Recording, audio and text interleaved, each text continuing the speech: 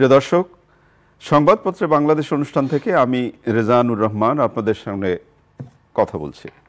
আমাদের আজকের অনুষ্ঠানে অতিথি হিসেবে উপস্থিত আছেন চ্যানেল আইয়ের যুগ্ম বার্তা সম্পাদক কল্যাণ সাহা। ধন্যবাদ আপনাকে। কেমন আছেন? আছি ভালো। আপনি ভালো আছেন? পত্রপত্রিকায় প্রকাশিত কয়েকটা গুরুত্বপূর্ণ শিরোনাম আমি আপনাকে একটু পড়ে শোনাই, তারপর আমরা আলোচনায় যেতে চাই। প্রথম আলোর শিরোনাম, শিশুটি কান্নাকাটি করে বোনের বাসা থেকে চলে আসতে চেয়েছিল, বিচারহীনতার বিরুদ্ধে বিক্ষোভ, ধর্ষণ মামলার বিচার 90 দিনের মধ্যে, 3 উপদেষ্টার ব্রিফিং। দৈনিক সমকাল, ধর্ষণ নিপীড়ন নারী বিদ্বেষ রুখো, 25 বছর পর বদলা নিয়ে চ্যাম্পিয়ন ভারত। দৈনিক যুগান্তর, খুন ধর্ষণ ও নারী নির্যাতন প্রতিবাদে উত্তাল দেশ, টাকার উৎস কোথায়, চলছে বাগযুদ্ধ, মুখোমুখি এনসিপি, ছাত্রদল ও ছাত্র শিবির। কালের কণ্ঠ, মন্দায় মুমূর্ষু আবাসন খাত, ডক্টর ইউনূসের কাছ থেকে পরবর্তী সরকার প্রধানরা যা শিখতে পারেন। দৈনিক ইত্তেফাক, ধর্ষণ নিপীড়নের বিরুদ্ধে উত্তাল সারা দেশ। বাংলাদেশ প্রতিদিন, উত্তাল সারা দেশ, শিশু নারী কেউ নিরাপদ নয়। মানব জমিন, ধর্ষণের ঘটনায় উত্তাল দেশ। খবরের কাগজ, বিক্ষোভ প্রতিবাদে উত্তাল দেশ, সংকটাপন্ন শিশুটির বুকে অস্ত্রোপচার।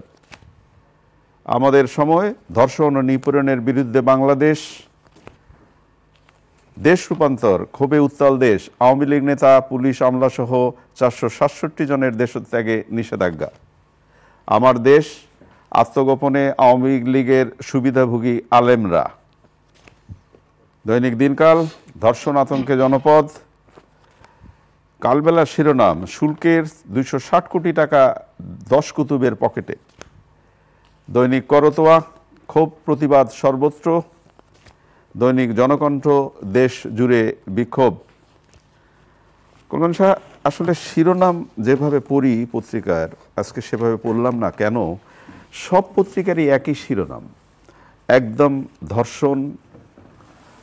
এই যে ধর্ষণ নিপীড়ন নারী বিদ্বেষ রুখো, নারীরা রাস্তায় নেমেছেন এবং 90 দিনের মধ্যে বিচার সম্পন্ন করার একটা কথা বলা হচ্ছে। 3 উপদেষ্টা বসেছিলেন। প্রথম আলোতে আপনি যে পত্রিকাটি হাতে নিলেন, সেখানে রাশেদা কে চৌধুরীর একটি কথা আছে যে শিক্ষার্থীরা দাঁড়ানোর পর সরকারের টনক নড়ল। কেন? না, এটি আমাদের তো এই বিচারহীনতার এটা দীর্ঘদিনের একটা সংস্কৃতি, দীর্ঘদিন ধরেই সংস্কৃতি এবং দীর্ঘদিন ধরে এটা চলে আসছে।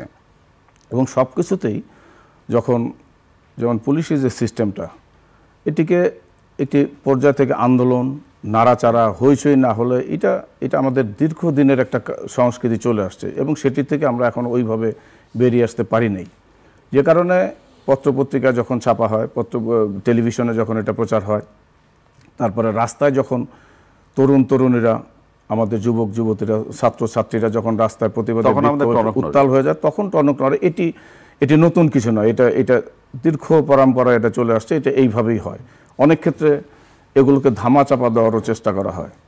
না, আপনি যেটা ধামা দেওয়া চাপার কথা বললেন, আজকে যদি ধরেন ছাত্রছাত্রীরা, যুবক-তরুণরা যদি না নামতেন, তাহলে তো এটা এবারও ধামা চাপা দেওয়া। অবশ্যই আমি স্যালুট জানাই আজকে যে তরুণরা, যে মধ্যরাতে ঢাকা বিশ্ববিদ্যালয়ের ছাত্রীরা যেভাবে মিছিল করেছেন, যেভাবে উত্তাল করে ফেলেছেন, তারা তাদের সবকিছু ভুলে তারা এই তরুণীর জন্য, এবং শুধু তরুণী নয়, এরপরে অন্তঃসত্ত্বা এক নারী, এই ঘটনার পরে আবার এক অন্তঃসত্ত্বা কেরানীগঞ্জে এক অন্তঃসত্ত্বা নারী ধর্ষিত হয়েছে। এ ধরনের ঘটনা হয়ে গেছে এবং অনেক ঘটনা কিন্তু এই ধর্ষণের ঘটনা আলোতে আসে না। আচ্ছা দাদা, একটা জিনিস যেটা মনে হয়, যেমন ধরেন আজকের পত্রপত্রিকায় টোটাল, এটা ওইভাবে শিরোনাম পড়লাম না, সব পত্রিকার শিরোনাম কিন্তু ধর্ষণের বিরুদ্ধে এবং যে সোচ্চার। এই যে আন্তর্জাতিকভাবে আমাদের যে দেশের যে একটা ভাবমূর্তি ক্ষুণ্ণ হচ্ছে, যে এই দেশটা কি এর অবস্থাটা কি, বিশেষ করে শিশুটিকে যেভাবে ধর্ষণ করা হয়েছে আসিয়া, তার যদি আপনি তার বর্ণনাটা শোনেন, এই ধর্ষণ কাজে বাবা ছেলে দুজন একসাথে জড়িত, শাশুড়ি একসাথে জড়িত, তাহলে যে আমাদের যে গ্রামীণ সংস্কৃতি, আমাদের যে গ্রামীণ মমতা, আমাদের যে গ্রামীণ কালচার, সেটা কি নিঃশেষ হয়ে যাচ্ছে?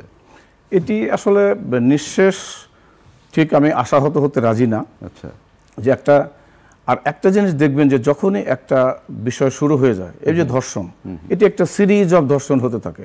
এটা কেমন যেন একটা আমাদের একটা মানে আমি বলতে পারি যে একটা রোগের মতো হয়ে যায় সময়, কেমন যেন মানুষ ওই ধর্ষক এবং লোভী এই মানুষগুলো হঠাৎ করে কোনো কিছু খেয়াল থাকে না। এই আসিয়া, তার বয়স কত, 8 বছর, এবং সে এসেছে বোনের বাড়িতে, ধর্ষণ করেছে তার দুলাভাই, তার শ্বশুর।